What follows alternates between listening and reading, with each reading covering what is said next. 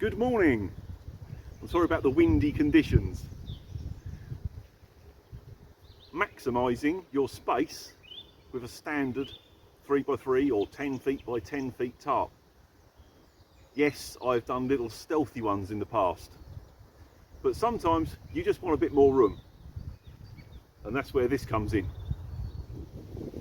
Right, I haven't done the whole setup video type thing. To be honest, I'm not feeling very well. So, quick overview for you. If there's interest, I can do a full setup of this. Just let me know in the comments. I've gone ridgeline, about shoulder high on the two trees. The shelter isn't shoulder high because it dips down in the middle. It'll depend how big the span is, to be perfectly honest. But that's where I've started. Shoulder high on the trees. As you can see, I've got the tarp in sort of diamond formation over the ridgeline, and the point where I've fastened to the ridgeline either side is the halfway loop down each side. Now, it's a bit odd with this tarp because this one actually isn't square. It would make more sense if I'd have brought a square one, but I just wasn't thinking. I say I'm not feeling 100%. But yeah, roughly fastened to ridgeline halfway down each side here. Got a point here which I've just guyed out. Gives you a little porch area if it turns icky. It's high enough that you can sit underneath, maybe do a bit of cooking, whatever, you know, as long as you're careful, you'll be fine under there. Stealthy shelters are brilliant for what they are, but you are somewhat restricted in as much as it's just for sleeping. If the weather turns crappy, you've got no option but just lay down. At least with this, you can sit under there, you can cook, you can do stuff. So yeah, fastened on about halfway down each side. Right, well, the same rules apply to the back. Pegged halfway down the back side. Of course, this is the diagonal point from the bits over the front. And the reason for that, it gives you a steep angle here, so you get a bit more headroom. And also it means that this surplus here, when you fold it underneath, gives you a bit of dry ground to stick your bag on, your boots on, whatever. You don't need a floor in all of it, if you're using a Bivvy bag, of course. But this just gives you another dry area.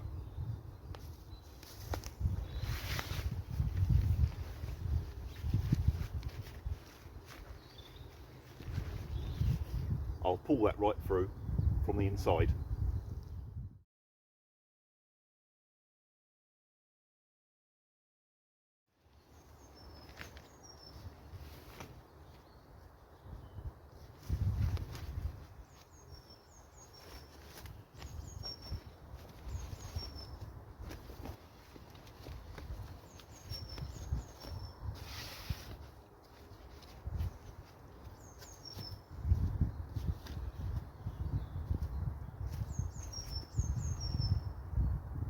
Right, that's my little bit of dry floor organised.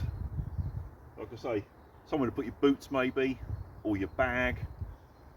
If you've got quite a big bag and you stuff it in, you know, right in the back, it does lift the back up a little bit. Gives you a little bit more space, but it's a personal preference.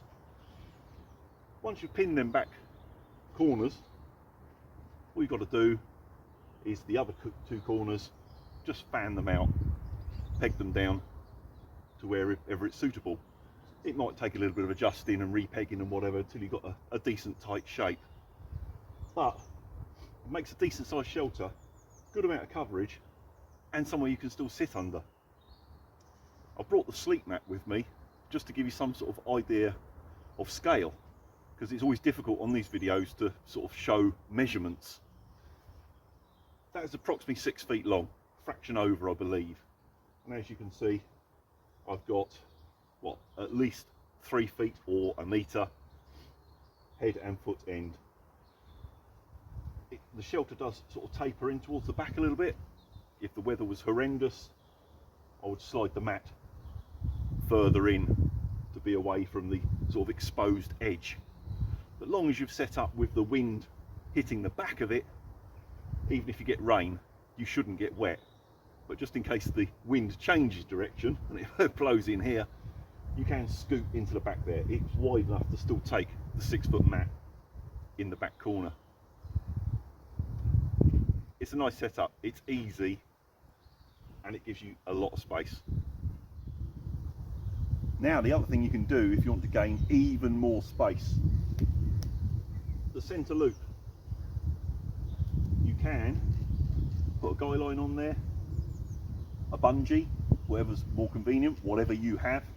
Or if you're in a woodland environment, maybe there's even a tree branch above you could tie it up to. But by pulling that out, again, you maximise the space inside. God, I'm sitting right in the sun. I hope you can see me okay. I just thought I'd sit in here to give an illustration of the headroom. I've got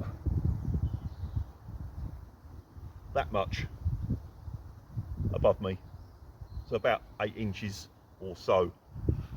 Calculation 20 centimetres of headroom, so plenty of headroom above me for if I was just sitting in here. All in all, it's a very useful shelter.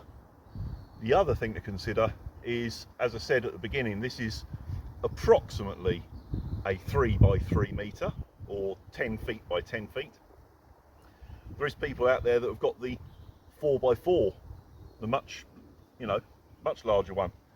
Do this with a 4 by 4, you've got a shelter that's huge. Easy sleeps 2 people and take their gear, no problem at all. But even with this slightly under 3 by 3, makes a big useful shelter. If you want to have a look at some of my other shelter building tarp videos, I'll stick them on the end screen. I dare say they're appearing about now, here and here. And also, if you actually want to see a full setup video of this where I can do it in a bit more detail, when I'm feeling a bit better, I can do that as well. But for now, it was just a quick one. I know the season is approaching for people to do a lot of bivvying and so on. I know there's a few organised big bivvy camps and also like charity sleep outs and so on. So I just thought I would show this. It might give some people some ideas. Who knows? As long as you get out there, as long as you're having fun, who cares what you're sleeping? I'll see you on the next video.